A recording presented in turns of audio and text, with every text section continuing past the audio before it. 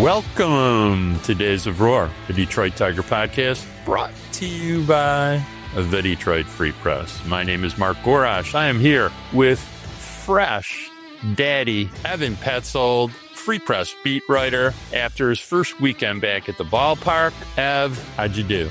First week back at the ballpark was great. First off, happy Mother's Day to all the moms out there, including my wife, Savannah, celebrating her first Mother's Day, my mom, Jennifer, celebrating her 26th Mother's Day, and my Nana, Linda, celebrating her 57th Mother's Day. I love you all. As for the baseball, it was great to be back at Comerica Park. Tigers had a 4-2 record this week, 3-0 versus the Colorado Rockies at Coors Field in Denver, and then 1-2 versus the Texas Rangers at Comerica Park in Detroit. I was not with the team for the games in Colorado when they went 3-0, but I was back in action on the beat for the 1-2 record against the Texas Rangers at Comerica Park. The first home series loss for the Tigers in 2025. Mark, the schedule is the schedule, but this is a very tough stretch coming up for the Tigers. And I think it's going to be a great way to test the credibility of the Tigers as the best team in the American League. We know they're a good team. We know they're a playoff team. But are the Tigers the best team in the American League? I think this upcoming stretch will help answer that question, at least to some degree.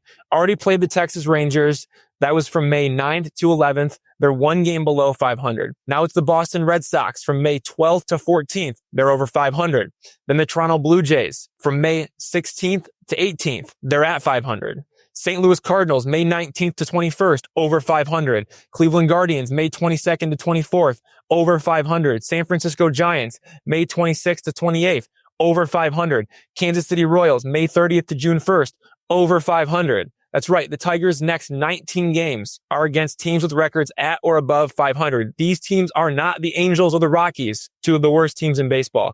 These are playoff caliber teams that will test the Tigers. We already saw that a little bit with the Texas Rangers here over the weekend. Let me remind you of the Gorash philosophy of schedule difficulty. Doesn't matter who you play? Hell yeah. But it's always about how you're playing, not who you're playing. So if the Tigers are playing well, they're going to win. If they're not playing well, really doesn't matter who they're playing. And I asked you this, and I'm going to ask you again so everyone can hear this. Explain to people what it's like to travel through 2 time zones, sit for a day in Denver, then play a doubleheader, then fly home, then play at night from on the first day you're back, and face 2 of the best right-handed pitchers, if not pure pitchers, regardless of handedness, in the American League. Guess you're not going to hit too well sometimes, but explain how your body feels after you do that. Just to be fair, the Tigers actually came back to Comerica Park after that 10-game road trip. It was 3 different time zones. You had 3 games in Houston against the Astros. You're in the Central time zone there. You had 4 in Anaheim. That's against the Angels. You're in the Pacific time zone. And then you have 3 in Denver against the Rockies. You're in the Mountain time zone.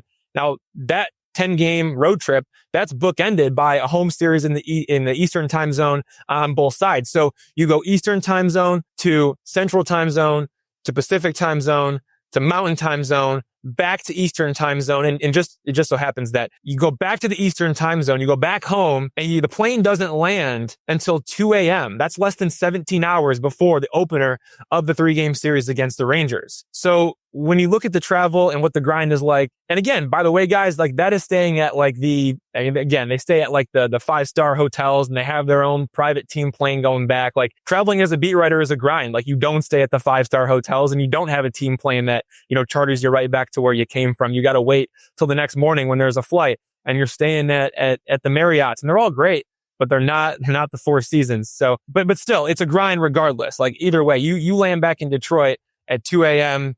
on Friday, and you got to play the Texas Rangers, and you got to show up to the ballpark ready to go. Like that's not easy. And then you throw in the wrinkle that you're facing Jacob deGrom and Nathan Eovaldi. When those guys are on, they're on. Like for Jacob deGrom, it's like when he's healthy, he's really good. And then for Nathan Eovaldi, when the moment matters, that guy always steps up. So really tough draws for the Tigers. Jacob deGrom looks great. 10 strikeouts. He gave up 2 earned runs in 5 innings. And then Nathan Eovaldi, he looked outstanding as well. 7 scoreless innings, only gave up 2 hits. And he had 7 strikeouts as well. So Tigers faced some tough pitching. They also came off of a really long road trip with some, weird travel with the doubleheader in Colorado that led to a 2 a.m. landing in Detroit. Like, none of those things are easy. But to your point, Mark, because you say it doesn't really matter who you play, you got to play well. Doesn't really matter when you play, you got to play well, right? Like, teams are going to go through this. It's not like the Tigers haven't been through this before, and it's not like they're the only big league team to ever go through something like this. So you still have to show up to play, and it doesn't really change the fact that the Tigers lost 10-3,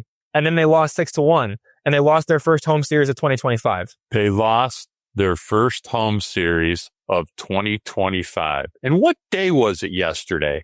May 11th. My son's birthday, by the way. Happy birthday to my son, Jordan Max Gorash. But, I think that we need to all just take a breath, inhale. They lost their first home series of 2025 in the second week of May. Wait, time out. Pause.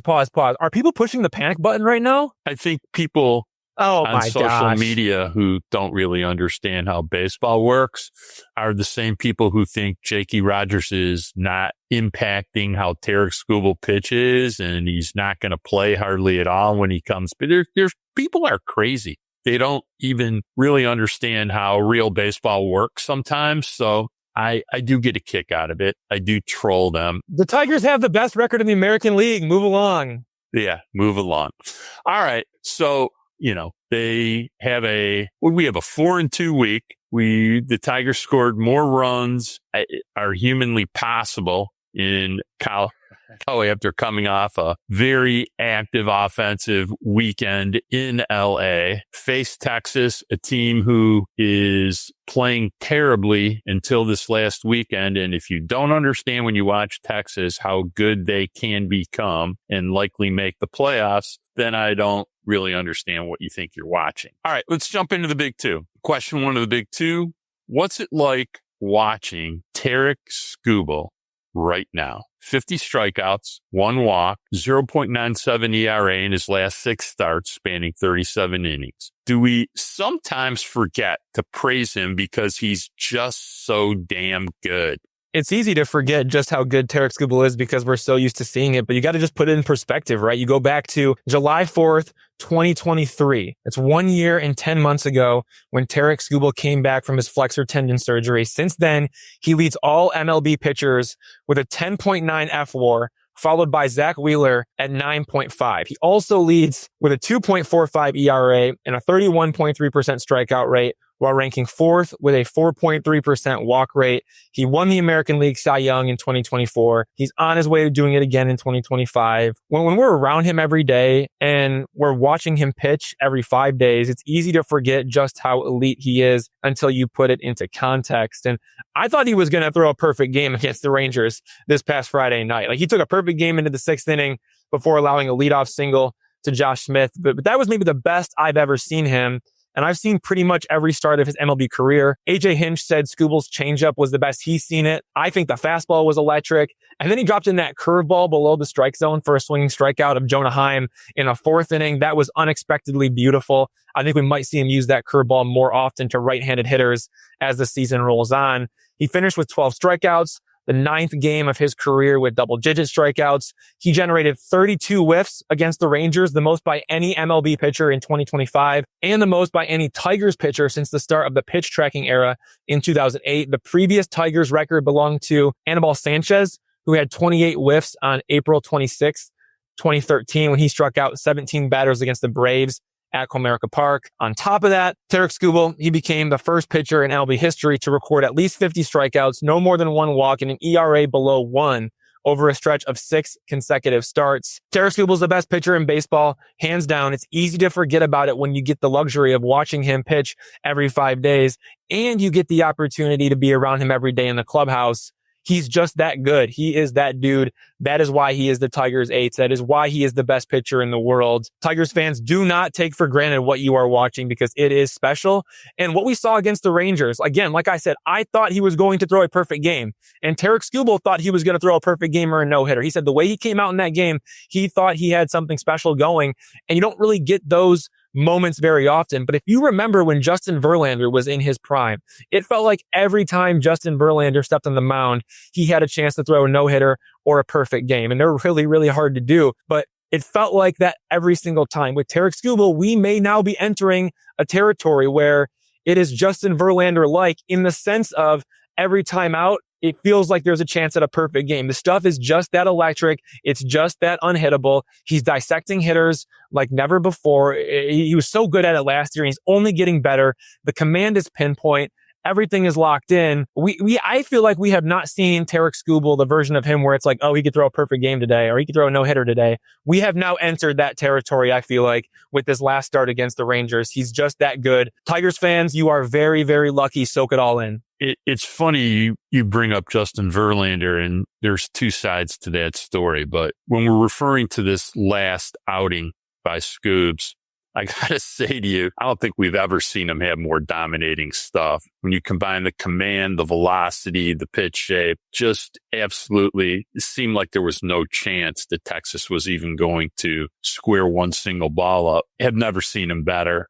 Have never seen him have more attitude either. When you're that good, you can have a lot of attitude because there's just nothing hitters can do about it. As far as the Justin Verlander comparison, it's extremely apt. But at the same time, I don't think we really have learned to appreciate the greatness of what Justin Verlander was, because there were so many times that went on. And he would, in the fourth or fifth inning, because you had finally seen it so many times, you're starting to go, could this be a no-hitter tonight? And, you forget about how many no-hitters he lost in the 7th, 8th, and 9th. I still am mad at Jerry Hairston. It's to be the greatness of Justin Verlander, I don't think we in any way, shape, or form have given him his bouquet that he deserves as a Tiger pitcher. But let's get back to Scoobs. It's just really ridiculous. And I think all that's really left for Tarik Skubal is to pitch in October and to dominate in October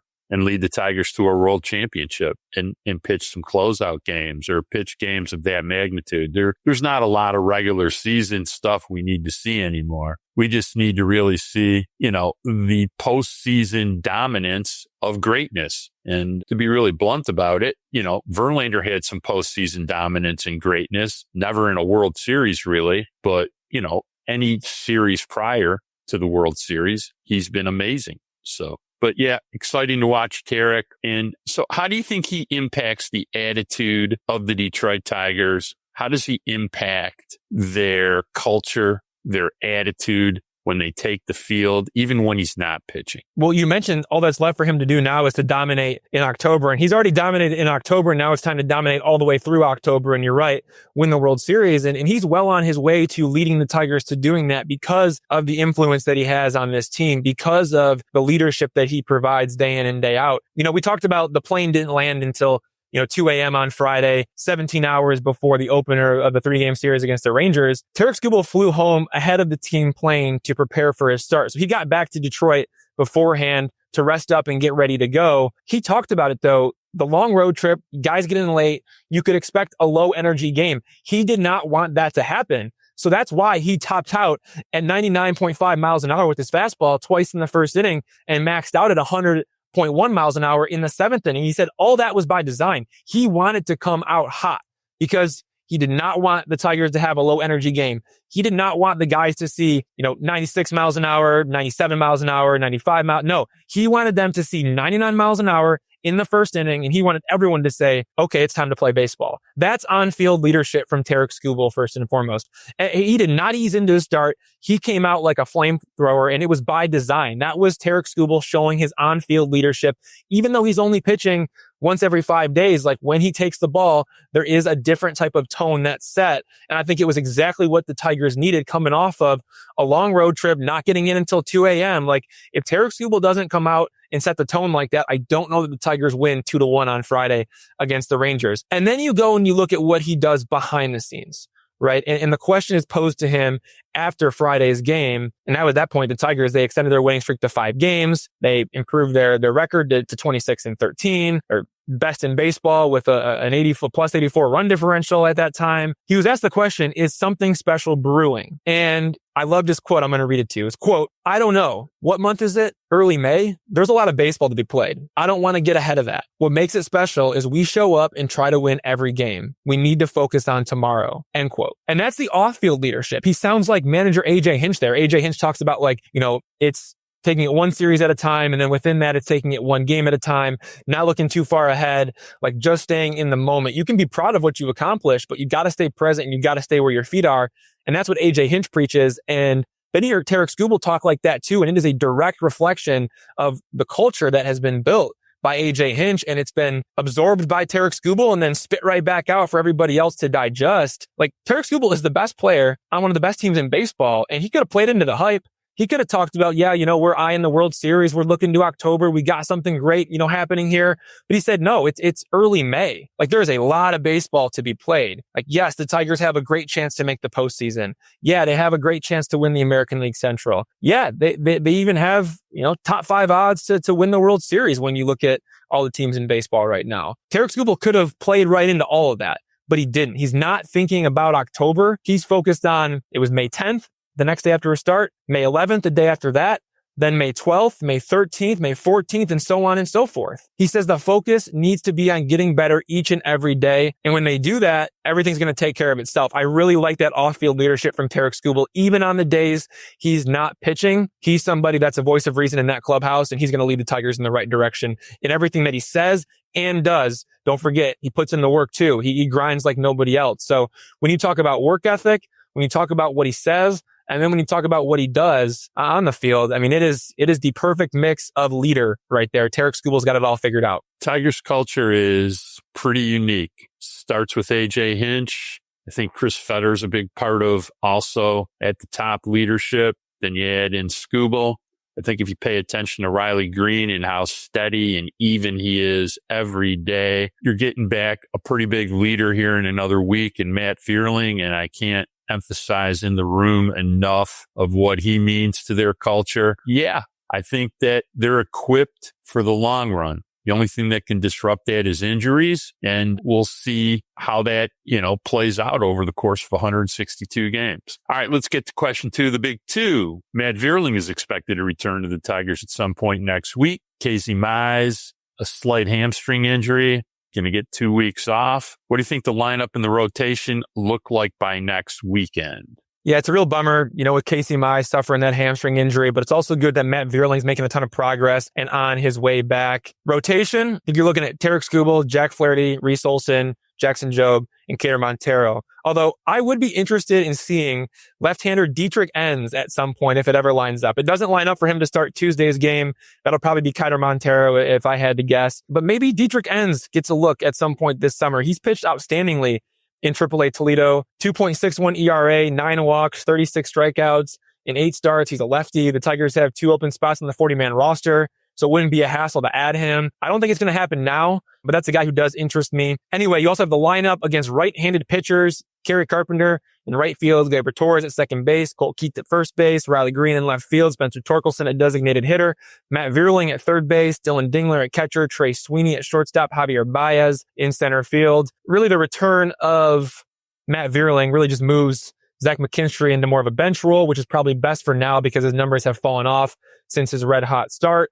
And then it sends out either Jace Young or Justin Henry Malloy. But in this case, I think it's a no-brainer to option Jace Young to AAA Toledo when Matt Vierling is ready to come back. He just isn't hitting, so there's no real role for him on the roster. Like, Jahan isn't hitting either, but he still has a near 800 OPS against left-handed pitching. So there is a role for him on this team still, whereas Jace Young probably got to go back to the Mud Hens. I think it's more about the impact, though, of Matt Vierling's return and Casey Mize's departure. And I want to start with Casey Mize. 7 starts and a 2.53 ERA. That's the second best ERA in the Tigers starting rotation, trailing only Tarik Skubal. He's been sidelined with a left hamstring strain. He also had a left hamstring strain last season and missed 2 months. This time it's said by manager AJ Hinch and Casey Mize to be a very mild strain. So the hope is that he's going to serve the minimum 15 days on the injured list and then return. We'll see if it actually plays out that way. Too soon to know for certain right now, so stay tuned there. But Casey Mize feels like, again, the hope is 15 days, then he's back. AJ Hinch is saying the same thing. Whereas last time, when you go back to last year and he had the hamstring injury, AJ Hinch said, they reviewed the injury and the tweak that happened, and it was automatic injured list. This time it was more of like, hey, we can't, go for 15 days, without a starting pitcher. So we got to put him on the injured list. We'll get somebody else in here to help us out. It seems like it's a little less, emergency and a little bit more just be cautious with it. As for Matt Vierling, this is a key piece of the Tigers, both on and off the field. This is a guy, he hit .257 with 16 home runs last season, splitting time between third base and all three outfield positions. Behind the scenes, valuable team leader, definitely a glue guy. Everybody loves Matty V. But the Tigers are not rushing him back from the right shoulder injury. Remember, he only played one game in spring training. He's now played 5 games on rehab assignment with AAA Toledo. That began on May 4th. He played right field for the first time on Sunday.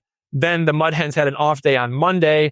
So after that, he's going to play back-to-back outfield games. Tuesday, Wednesday, probably serve as the designated hitter again, either Thursday or Friday. And then the Tigers are going to reintroduce him to third base. So from there, he splits time at third base and the outfield for a couple of games to mirror the role he fills with the Tigers. So that's probably Saturday and Sunday.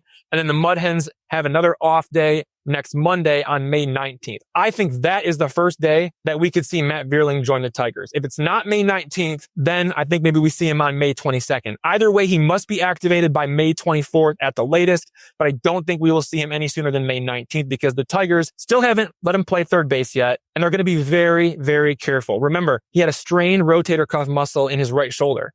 If he rushes back and he ultimately tears his rotator cuff muscle because rushed him back a few games too quickly before he was really able to reacclimate to third base in the outfield, then his season's in jeopardy. His season's probably over. So slow and steady wins the race here. I'm a believer in that. But either way, really good news that Matt Vierling is making his way back. He's going to be back sooner rather than later.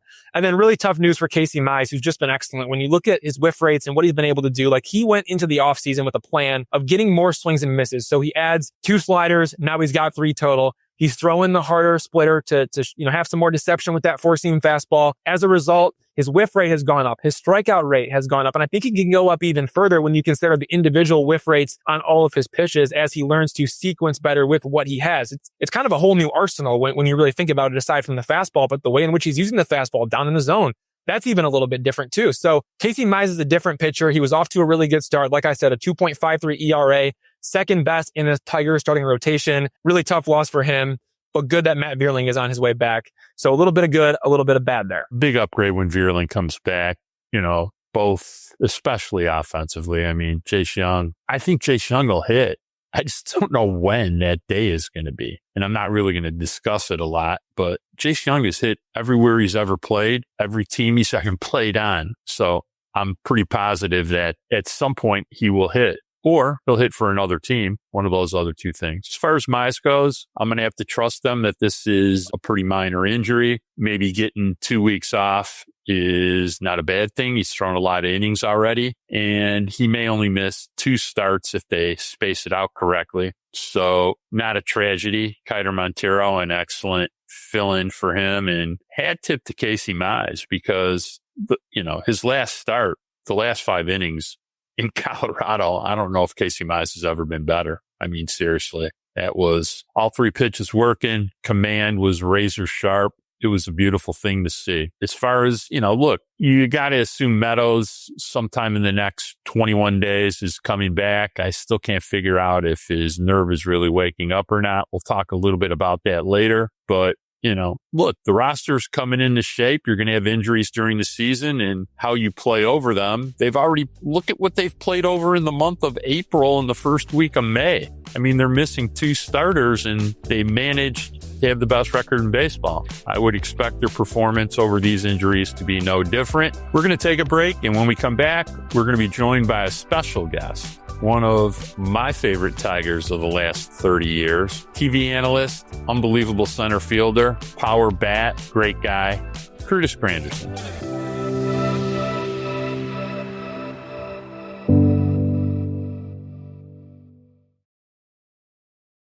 Everyone, I'd like to welcome Curtis Granderson, 16-year MLB player, including 6 seasons with the Tigers from 2004 to 2009, 3-time All-Star player, including 2009 with the Tigers. And now the Grandy Man is a national TV studio analyst. He's going to be in the booth at Comerica Park for Tuesday's game between the Tigers and Red Sox with the broadcast airing on TBS. So what better time than now to have him on the days of our podcast? Curtis Granderson, thank you for joining the show. Thanks for having me. Excited to be here. Hey, first off, congratulations on signing a multi-year extension with TNT Sports covering MLB on TBS. 26 regular season games plus the NLDS and the NLCS in the postseason this year. You joined the broadcast full-time during the 2020 postseason, and if I remember correctly. But yeah, again, that was like a year after you retired from your playing career. So what's the backstory for you from a broadcasting career standpoint? It's interesting, and thank you very much for that. Once I was with Detroit, we went to the World Series my first full year in 2006, and then after the 2007 season, which was still a good season, but we didn't make the postseason, I actually got called and said, hey, would you want to come in and be a in-booth analyst for some of the playoffs? I was like, all right, let me try this out. So that was my first time ever like dipping my toe in it. And I enjoyed it enough. I was like, you know what, maybe when everything is done, this could be an opportunity for me. But then fast forward, I was fortunate enough to be on a lot of teams that got a chance to play in the postseason. So those opportunities didn't present itself. 2019 happens. I do a little bit at the end of that season. Then the pandemic happens in 2020. And I finally get a chance to get back in there and at the 2020 season after the lockout, after COVID, all that craziness, and got in it and enjoyed it. And it's just such a great staff over there with TNT.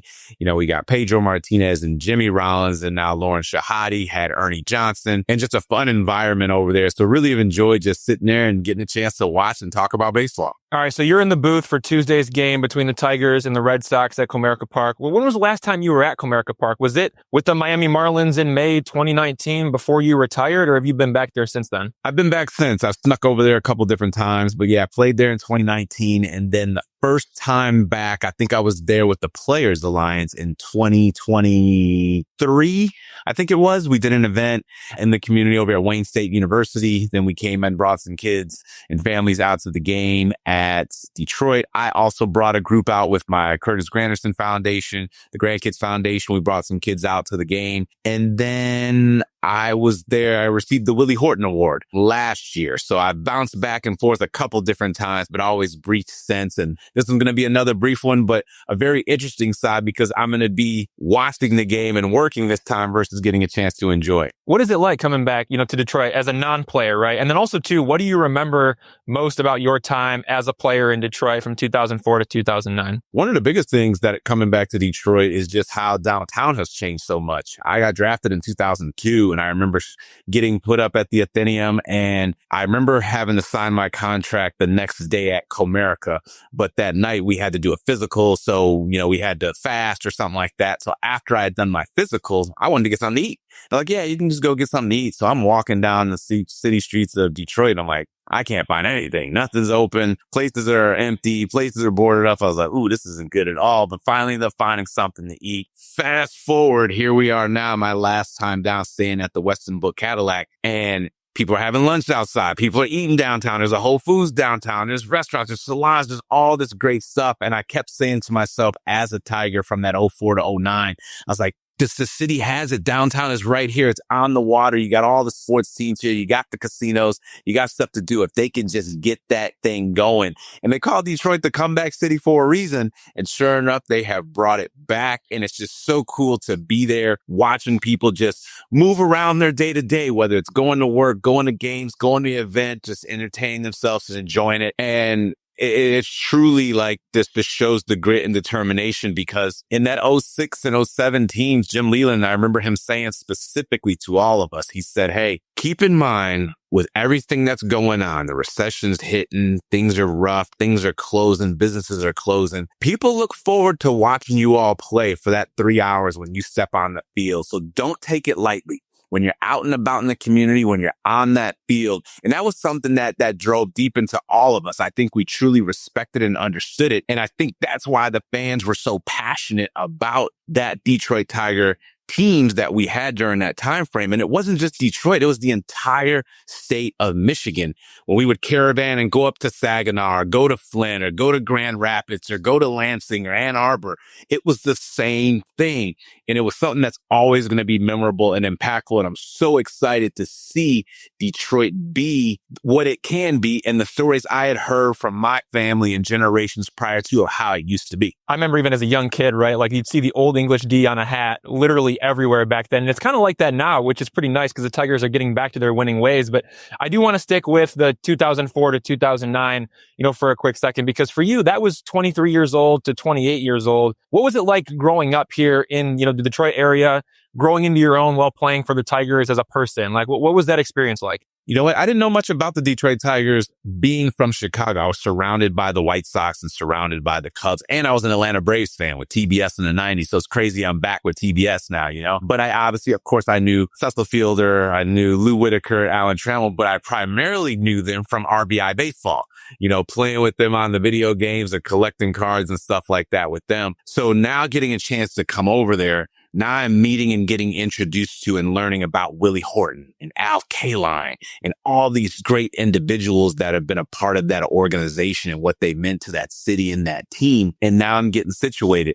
Joel Dumaya and I are roommates in 2006 when we first make the team. Marcus Thames makes the team for the first time. Justin Verlander makes the team. So there's all of us doing all these firsts together and just really enjoying and getting situated, learning my way around, going up to 11 mile and 12 mile and 15 mile and 60 mile and so on and so on. And one of the things I truly loved, and I was a business management and marketing major, but that campaign of Who's Your Tiger, I thought was just so unique and so characteristic of what was going on. Just not only the signs, but the fact that fans could identify and say, that's my Tiger and that's my Tiger. And we're proud to say it. And like you mentioned, that Old English D hat, the number of people that would wear that hat, the number of people that would show me the tattoos they had. And being in Chicago at that time, a lot of Michigan people had transplanted to Chicago. So if you remember in 2006, when we played the Cubs for the first time in Wrigley here, it's a majority Tiger fan. So it was like a home away from home. And I really enjoyed that time. And the craziest part about it, in 2009, I was coming back in town to do my charity basketball game. And I was ready to buy my second home in Royal Oak. I really loved it. I was enjoying staying there. And then that week I got traded to the Yankees. And that was the end of that. All right, so let's talk about Tuesday's game between the Tigers and the Red Sox. We've got TBD going for the Tigers. It was supposed to be Casey Mize, but he got hurt. So maybe there'll be Kiter Montero coming up from AAA Toledo. For the Red Sox, it's Brian Bayo. But you look at the position players. For the Red Sox, Alex Bregman, Wilyer Abreu, Cedon Rafaela, Rafael Devers, Jaron Duran, Kristen Campbell, Trevor Story. And then for the Tigers, you got Javier Baez, Spencer Torkelson, Riley Green, Gleyber Torres, Kerry Carpenter, Colt Keith. And then the managers, AJ Hinch for the Tigers, Alex Cora for the Red Sox. They know each other well. What stands out to you about these teams in this series?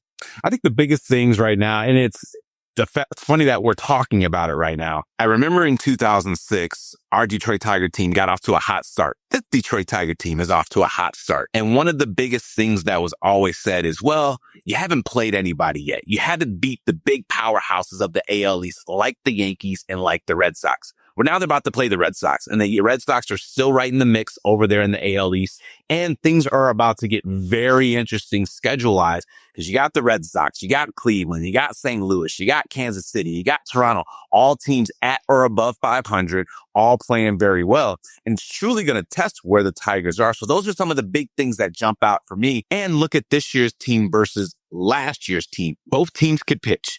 Both teams did an amazing job defending the ball. But this year's team is hitting the ball out of the ballpark. And I think a lot of people didn't expect them to do it at the rate that they are. So you add the pitching, you add the hitting. That's why I think the Tigers are off to such a great start over there. Now you look at the Red Sox. The Red Sox in the AL East is always going to be a very challenging division. This year, it's so interesting to see with Baltimore off to such a horrendous start that you expect them to hopefully bounce back in there. But as of right now, it just hasn't been the case. Tampa, of course, playing in the minor league ballpark. Is that starting to weigh on them? And of course, Toronto, Boston, and the Yankees, the Bronx Bombers coming back doing their thing. So it's interesting to see where everything is lining up as we sit here May 12th, I think it is, and getting a chance to see two teams that have a chance to be in the postseason, that are both playing well, getting a chance to go head to head. You get a chance to kind of measure yourself up against each other to see where you are. So I'm excited to see it. Hopefully we see a lot of long balls. And that's funny to say when you go to Comerica because it's not the most hitter-friendly ballpark, but these teams hit the ball out of the ballpark. So I'm excited to see it. You mentioned 2006, 19 years later, it's 2025. The Tigers have played 41 games, but about this time last week, the Tigers completed their 35th game of the season. They had a 22-13 record. It's interesting because the 2006 Tigers also had a 22-13 record through 35 games. So now that we've connected the 2025 Tigers and the 2006 Tigers, are there similarities between the two teams? I think so. I think there's just Detroit as a whole. There's always something to prove. You're always getting measured on the outside. Like even going into this season, everyone talks about the AL Central and how it's never this division that anyone has to truly worry about. But I think that's a little different this year. And I think a lot of people in the AL Central are looking at it going, hey, not only do we have teams that have been good,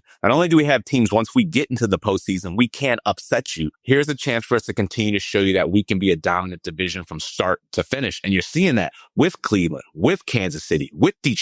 So here are 3 teams in that division you don't want to face on a 3 or a 4 game series. And I think that's one of the exciting things about what's going on, not only with this team, but that division. And then you add in pieces like a Flaherty coming over there with his veteran experience. Obviously not off to the start that you want to see, but there's always something about having experience come over there. And you couple that up with just the pitching arms that you have, previous future prospects, current prospects, and outstanding superstars like you have with Skubal. This is a good recipe that you want to have happen.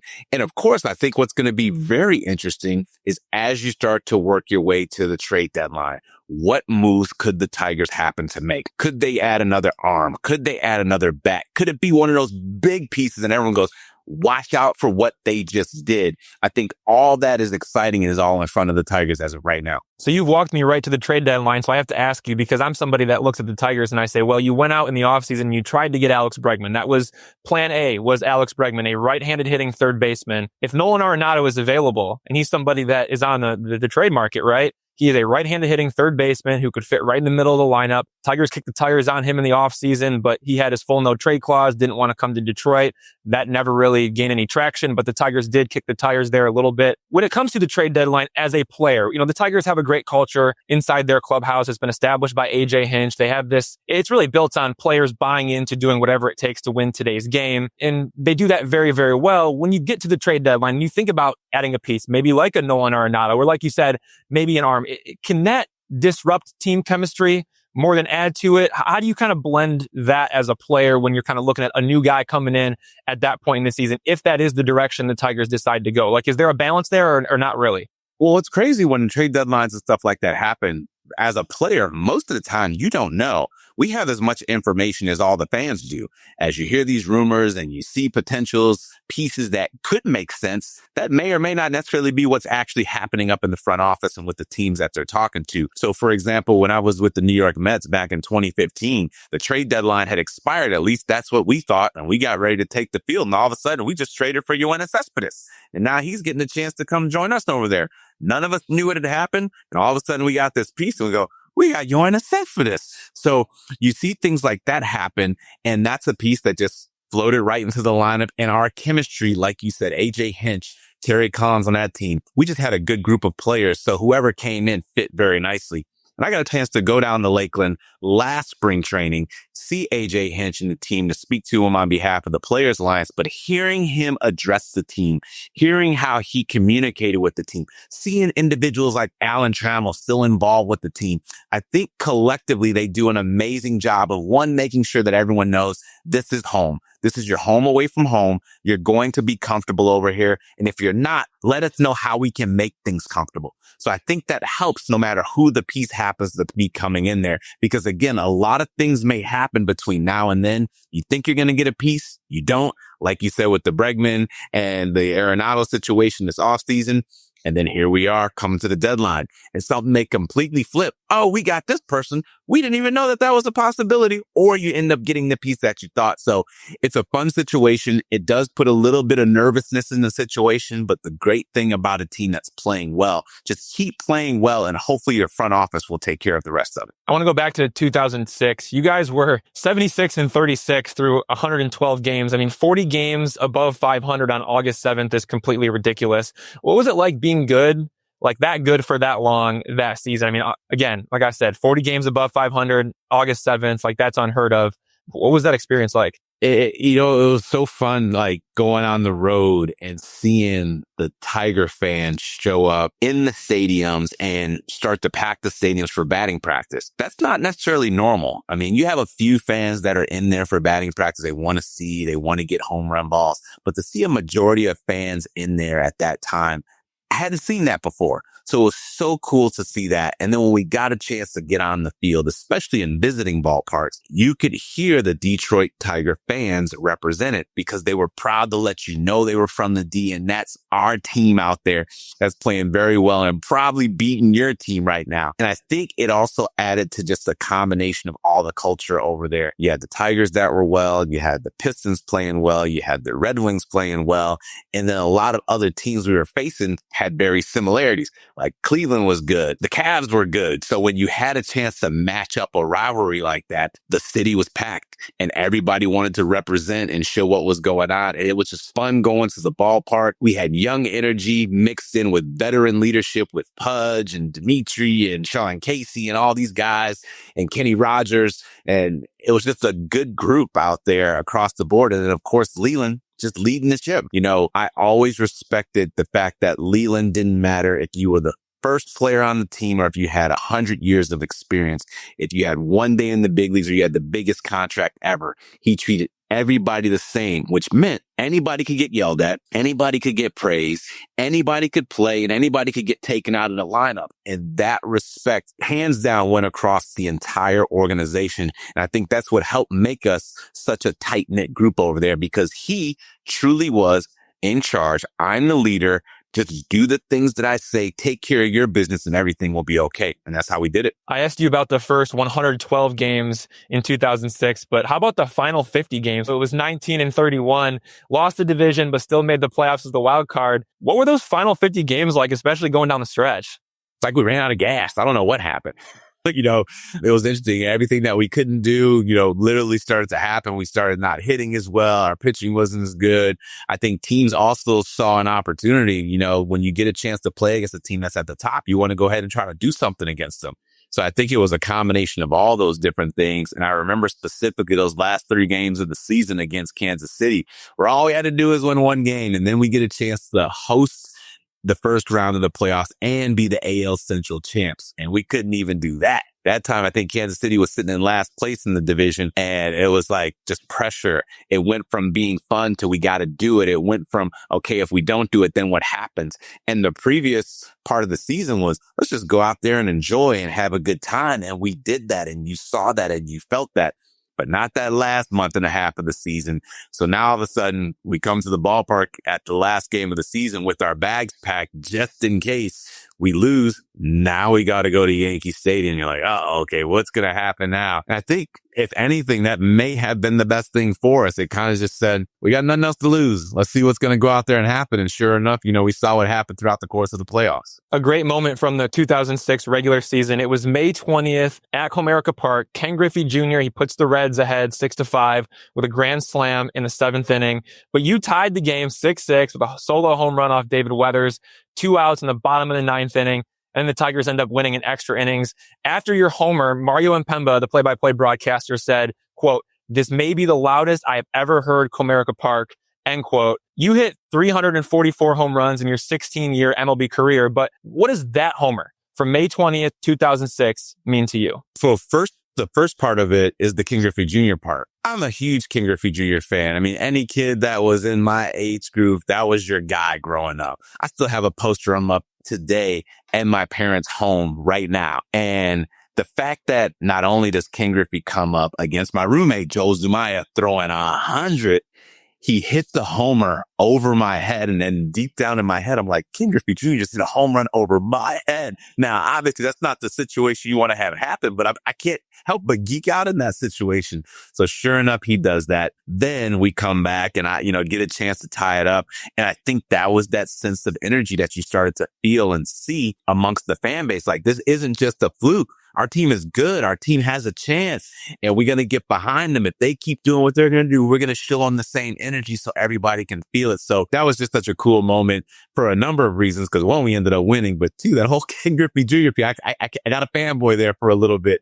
It was just a unique situation for that to happen that way. I love the Ken Griffey Jr. story. And I'm also curious, what was it like for you being 25 years old in 2006, getting your first, taste of a full season in the big leagues? Like, I'm sure you can relate to a lot of the young players currently on the Tigers, like young guys facing Jacob deGrom for the first time, being like, oh yeah, I watched that guy win back-to-back Cy Youngs. Like, how did you handle all those big moments, especially with it being your first full season in 2006? I was fortunate. I had great leadership. Dimitri Young did an amazing job of just showing me how to do things over there with that organization. He's the one that introduced me to Ken Griffey Jr.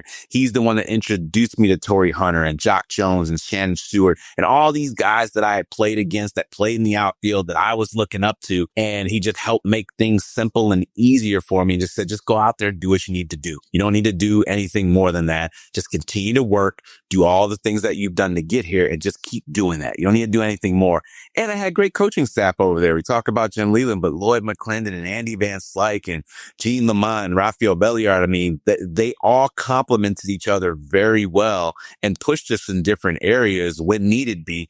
And I think just all of them together just did a really good job of just helping make that transition so much easier. To build on that too, again, just because the Tigers have so many young players in 2025, what was it like playing in the World Series in 2006 at 25 years old? Because again, like for any Tigers players, like listen up, this could be helpful advice down the road as the Tigers are looking to make it further than they made it last year. I mean, they made it to the ALDS. They're looking to get to the ALCS and beyond. You have that taste of being a young player in the World Series. What was that like? Yeah, I mentioned it kind of briefly when we talked about that last month and a half of the season where all of a sudden we started to struggle. And next thing you know, I felt like we were putting pressure on ourselves. Okay, we have to do these things. Then we get to the playoffs and things kind of loosened up. We started enjoying and having fun again. Then when we got to the World Series, I think that kind of crept in again, at least for me. Okay, I got to do something here so we can win this World Series. And I remember obviously not having a great World Series. Us collectively as a team didn't. I think Sean Casey was the only player that had any type of hits throughout that whole World Series.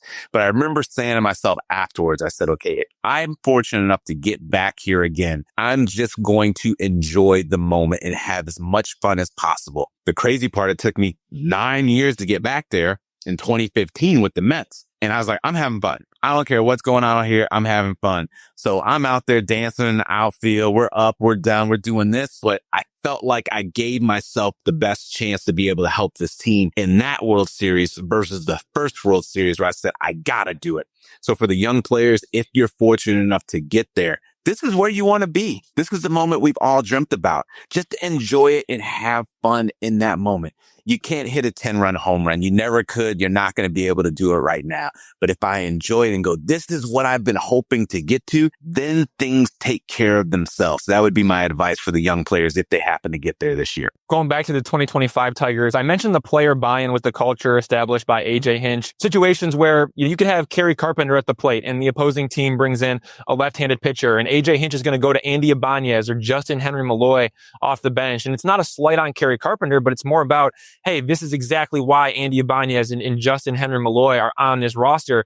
And Kerry Carpenter understands that. He's bought into that just as much as Andy Ibanez and Jahan are bought into it when they get pulled and Kerry Carpenter gets put in the game, when the opposing team brings in a righty reliever. Like that is the player buy-in that I feel like the Tigers have done such a good job of really establishing over the last couple of years, but it's ultimately a product of this culture that's been set by A.J. Hinch over his tenure. When it comes to player buy-in, how far can buying into being a team take a group of big leaguers? And also too, how important is it to take it one game at a time in the big leagues? A.J. Hinch preaches that a lot. Tarik Skubal has followed suit, other players as well.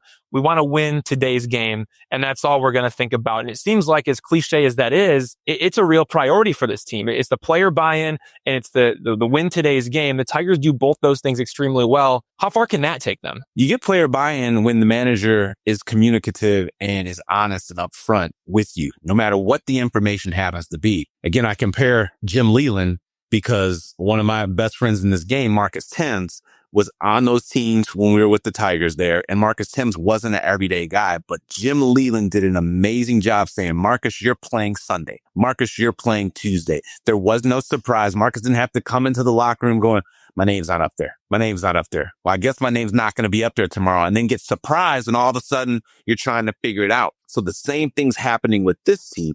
You know, when the situation calls for it, we're going to pinch it. You don't even have to look. You can start taking your helmet off and the other player can start getting ready. And those players that get called on know, okay, I'm looking. My spot may come up. I'm 6 batters away. That's where Carpenter's situation is. They're warming up a lefty. I got to go get loose. I'm not going to get caught red-handed and not know what's going on. So all that helps. So that way I'm focused on that moment when that situation comes.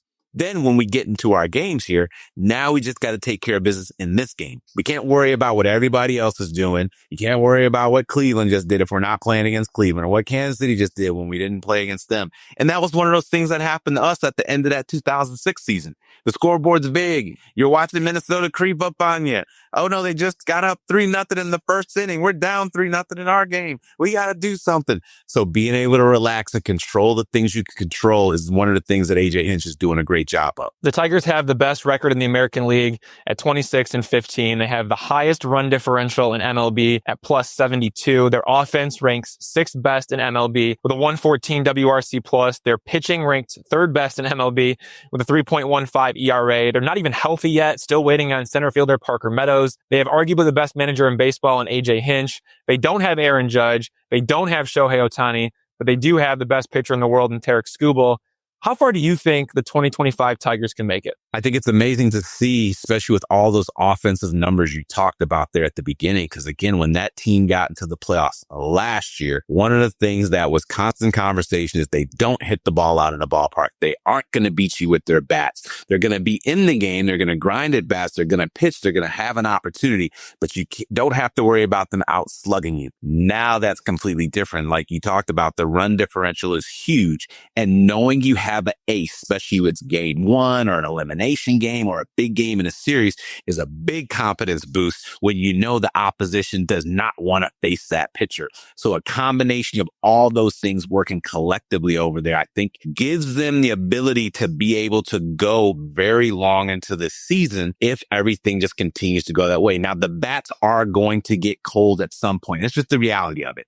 That's just the nature of the beast. But when they do, can you revert and still manufacture and do the things like you did last year? If they can, that's going to be an amazing recipe for success, because they've shown they can win that way last year. And you add the fact that we can hit the ball out of the ballpark on top of that. Those are some big positives, because not every team can do that. When the bats go cold, usually the whole team gets cold. But if you can't hit the ball out of the ballpark and you can still find a way to score some runs, that's a good thing to have. All right, Curtis, thanks again for coming on the Days of Roar podcast. For everyone listening, Tigers versus Red Sox, Tuesday at 6:40 p.m. Turn on TBS to hear Curtis Granderson live in the booth back at Comerica Park. Curtis, thanks for coming on the show. We'll see you soon. Thank you for having me. Everyone, that was Curtis Granderson, former 16-year MLB player, current national TV analyst, and always one of the best people in the game. There's more to discuss about the Tigers, but first, let's take a break.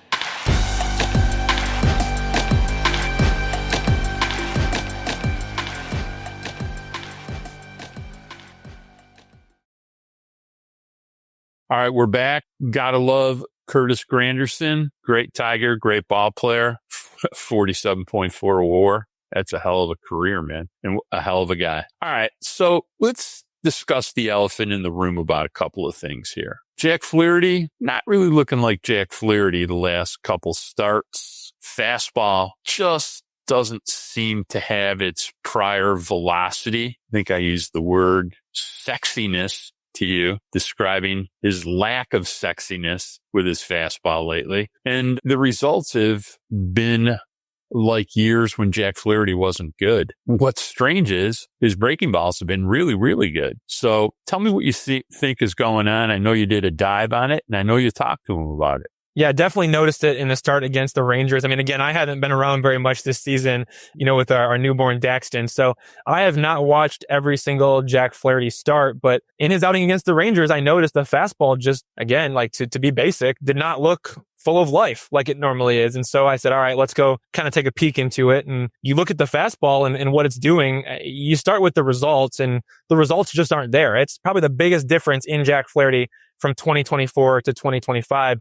His four-seam fastball whiff rate has dropped from 23.9% to 11%, including 0 whiffs on 8 swings against the Rangers. So he's not missing bats with his fastball anymore, and the increased contact there is leading to more damage, which is ultimately why he's struggling as much as he is. Now, the question then becomes, okay, why is he not missing as much bats? Why is he not missing bats like he was last year? Because the fastball was electric last year. It was excellent. And this year, not so much. Like I said, 23.9% whiff rate in 2024, 11% whiff rate in 2025. The velocity's not that much different. His fastball averaged 93.3 miles an hour in 2024. It's at 92.8 miles an hour in 2025. So a 0.5 mile an hour difference, like that's not really enough to make a significant change. And then when you go and you look at some of the underlying data, the metrics on the fastball, and you take a peek at it, like, I don't know, the velocity seems fine. The movement seems fine. The spin, it seems fine. Like all the things about the fastball characteristics are all there, but it's not performing as expected. So, okay, what's going on there? Like, what is actually happening? Well, it's his delivery. I went and talked to Jack Flaherty. I said, hey man, like I've noticed some things about your fastball. The results aren't there, but like the fastball characteristics itself seem like they're fine, but it's just inconsistent in a sense. Like for some reason, you're not able to dot the same fastball over and over again like you were. There are inconsistencies in that. What is the reason behind that? And it's the delivery. Jack Flaherty is still working to sync up his delivery to pre-trade deadline form going back to last year. You go back to when he was with the Tigers last season, Jack Flaherty was absolutely dynamite, but that didn't happen until he worked with Chris Fetter and Robin Lund. And what he did was, if you remember, he eliminated the cutter from his pitch mix. And then he changed the way his body moved down the mound. He did a lot of work with Robin Lund there in that department. He activated certain muscles like his glutes, for example, to really move himself down the mound much better and then allow those mechanics to become repeatable. Then the delivery becomes repeatable, and he's just kind of throwing the same way over and over and over again. And you know exactly what to expect every time out because he's just doing it over and over again. He goes to Los Angeles and he loses a little bit of that. Like, it's no surprise that Jack Flaherty went from having a 2.95 ERA in 18 starts in Detroit to a 3.58 ERA in 10 starts in Los Angeles. And then you go to this year and it's a 4.61 ERA in 8 starts. His delivery is not synced up. I remember talking to him at the beginning of spring training and I asked him because even when the Tigers signed Jack Flaherty, remember they signed him to a 2-year, $35 million contract after no other teams wanted him in free agency. I asked Scott Harris, president of baseball operations of the Tigers, what did you notice about him when he went to the Dodgers? And Scott Harris noted some mechanical things that the Tigers wanted to get cleaned up now that they got him back from the Dodgers again. And so that was like a clear kind of red flag-ish to me, more of a yellow flag, something to monitor. And I asked Jack at the beginning of spring training, are you working on your delivery? Are you trying to find and unlock what you had last year? And he said, yes, he was working on it. So I went back to him after his start and I went back to him on Sunday because, again, you talk to a guy post game and he was really frustrated. I go back the next morning and I say, hey, I kind of want to ask a couple more follow-up questions on where you're at. And he said, yeah, he's still focused on the delivery. He is still trying to sync it back up, aiming for better consistency with that delivery. So that's why there's the fluctuating performance this season. He is still trying to get everything lined up. Now, Jack's really confident. He is confident that he's going to be able to figure it out. And who better to help him get there than Chris Fetter and Robin Lund? But it's a delivery issue. It is a delivery issue that's leading to poor command. It's leading to inconsistencies with the fastball, even though generally speaking, the fastball characteristics are good. So if the delivery does get synced up, I do think we will see old Jack Flaherty back.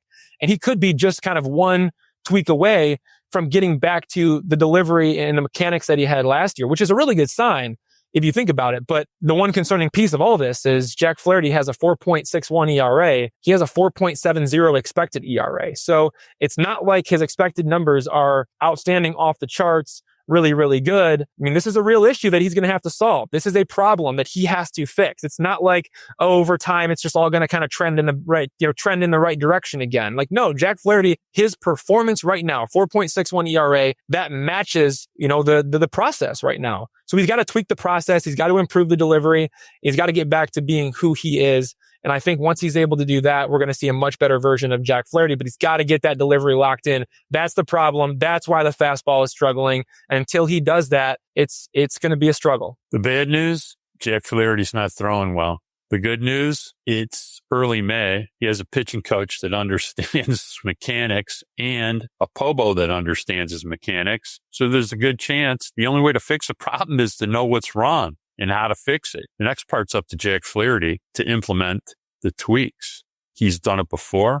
Let's hope he does it again, because there's a big difference between good Jack Flaherty and bad Jack Flaherty. The other question I got for you is Jackson Jobe under a 9% whiff rate on his fastball, something we discussed prior to the year, something we discussed with Jackson Jobe. How much do you think pitching with 8 and 12 days rest has impacted him in throwing Monday night against Boston? Pretty damn good hitting team with some really good left-hand hitting. Do you think the fact this start is, 5 days after his last one, we should expect to see better things? I'm not so sure about that. I mean, Jackson Jobe's fastball did not miss bats last year, and it's not missing bats again this year. I don't know, why a certain layoff between starts has any impact on that. Like, I don't think that there's any reason why you see, hey, he had 12 days in between starts, and so then all of a sudden the performance, dips. Like, he didn't miss bats with his fastball last year, and that was when he was on a 6-day routine in the minor leagues. And he's not missing bats with his fastball this year either. And on top of that, too, it's not even just that. Like, he's got 15 walks to 20 strikeouts over 27 and 2/3 innings. That's not very good. He has a 4.88 ERA. That's not very good. His walk rate, it's the 13th percentile. His strikeout rate is only in the 16th percentile. Hitters don't chase or whiff at his pitches enough. He falls behind in too many counts. Like, it's not just a fastball whiff rate issue. Like, that is a problem because hitters can gear up for it and they can tee off on it, and you can start, eliminate the slider, eliminate the changeup, and then you really can sit fastball and you can burn him because he's going to fall behind in counts. And then he's got to go and he's got to challenge you with the fastball, and then you can tee off. So again, like the fastball, it has the velocity, but it doesn't have the effectiveness for the big leagues right now. And he's going to have to learn on the fly. Like, I don't think he's going back to AAA Toledo. I think the Tigers want him to learn at the big league level, just like they wanted Tarik Skubal to learn at the big league level when he was getting hit around once upon a time. Just like they wanted Casey Mize and Matt Manning, former top prospects of the past, to learn at the big league level. Jackson Jobe is going to have to figure this out at the big league level, but I don't think it's just a 12 days off issue. I mean, you look at the ERA is high, the walks are high, the strikeouts are low. I'm not liking what I'm seeing from Jackson Jobe, but again, let's not forget the sky is the limit for this guy. He's just got to figure it all out. He's got to lock it in. But right now, he's not doing that. I mean, this is a guy who entered the season as one of the favorites to win AL Rookie of the Year, but you got guys like Jacob Wilson and Christian Campbell and Jason Dominguez all separating themselves from that pack. Jackson Jobe is plummeting. He's really struggled. I don't think it's much of a surprise. Like, the big leagues are really tough, and we've seen great pitchers, Tarik Skubal, struggle early on in their careers and figure it out. So I'm not worried about Jackson Jobe whatsoever. And if anybody is, you really need to calm down. This guy has a chance to be really, really, really, really good. Emphasis on the really there, because Jackson Jobe is just that kind of pitcher. But right now, he's just not getting it done. And it could be more struggle until he finds some success. I do think that there could be days where he's locating and he's dotting his fastball. And I think on those kind of days, he's going to be really difficult to hit, but teams seemingly have a really good game plan against him. If you can eliminate some of the secondary stuff, you can really tee off on the fastball. You can force him to be inside the strike zone. He's been nibbling all around it. Again, like I said, 15 walks is 20 strikeouts. That's head scratching. That's not what you want to see. But the pitches individually are still hard to hit. Like, it's still hard to hit his slider. It's still hard to hit his changeup. Like, those are not easy pitches to hit. So I think that still benefits him in the short term and in the long term, but he's got to be in the strike zone. He's got to challenge hitters and got to miss more bats with that fastball. But I think it's a product of just tightening everything up a little bit more and not becoming so one-dimensional. Being a guy that can challenge you with multiple different pitches in multiple different quadrants of the strike zone. Once he's able to do that, I think we're going to see a better version of Jackson Jobe. Pretty simple about Jackson Jobe for me. It's two things. One, I disagree with you about this. He gets ahead 0-2, 1-2 all the time. He just doesn't finish hitters. He's never finished hitters in the major leagues. Got to see a lot more of that. B, it's a command issue with his fastball. Just doesn't locate it well. The sinker, arm side, in, good pitch. It's his best fastball pitch. The four-seamer, it's trash. It's just pure trash. It gets rocked. It's not a strike the other times. It's not fooling anyone. And they got to figure out why. They got to figure out why they have this problem. It's been a problem since day one. It's still a problem, and it's going to continue to be a problem. I don't know if hitters see it too well. I don't know if it's a location issue, but it's something that needs to be addressed. He knows that. We know that. Everybody knows that. All right, let's move on to the last big question we've asked. Maybe this is the 12th time, but give us an update on the nerve in Parker Meadows' arm. It's growing slower than a cactus. Talk to me about what you know. Still playing catch. He's increasing in the distance, but he's going to have to continue to make progress. Like he needs to be able to throw hard and throw to bases before he's cleared to start a rehab assignment. So we'll see how things progress from here, but it's still just light throwing, which is just playing catch. The intensity needs to ramp up significantly. Yes, Parker Meadows is moving in the right direction. He is getting closer as the days tick by to eventually going on a rehab assignment and eventually coming back to play for the Tigers. But right now, still just playing catch. And so he's got to move past that stage if he's going to want to get back. I think he'll get there at some point. Not so sure it's going to be sooner rather than later. I mean, we'll see. But anyway, this guy, he can't return until May 26th at the earliest. That's when he's eligible to return from the 60-day injured list, May 26th. I feel confident saying we aren't going to see him until June, maybe mid-June, maybe late June. We'll see. I mean, if the Tigers are being this cautious about Matt Vierling, and I understand rotator cuff and nerve, different injuries, but if they're being this cautious about Matt Vierling, a guy who only played one spring training game, how cautious are they going to be when Parker Meadows, who only played one spring training game, starts his rehab assignment as well? So you get 20 days on a rehab assignment. That's the maximum you can get as a position player. Parker Meadows, whenever he does start, I could totally see the Tigers using 16, 17, 18 of those 20 days to really make sure that he's 100% ready to get back, not only with his timing at the plate, but also just with his conditioning, being back on his feet all the time and playing a full 9 innings in center field. Like he's going to have to do that multiple times for the Tigers to be comfortable clearing him. And that's much later on in that rehab process. So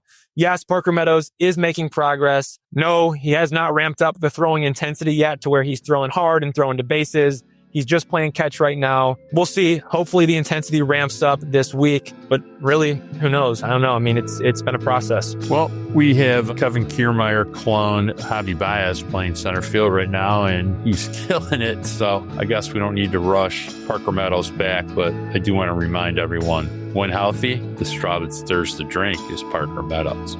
Period. End of story. At least the good version of Parker Meadows. All right, it's time to get the heck out of here. You got a lot of things to do now that you have to do daddy things along with being a baseball savant. So I want to remind everybody to please like, rate, share, and subscribe wherever you listen to podcasts, Apple, Spotify, Amazon, and especially YouTube. You can always find us within every Evan Petzold article at thefreep.com and wherever you listen to podcasts. I'd like to thank the editor of the Free Press, Nicole Avery Nichols, our producer, the Magic Man, Robin Chan, my amazing grandsons, my mom, 87-year-old Lenore Gorash, the spectacular mommy, Savannah Petzold, who I just saw a picture of Dax Petzold. He had a big smile on his face while he was sleeping. And I said to Evan, he's probably dreaming about his mommy. So shout out to Savannah Petzold, new mom. And until next week, peace.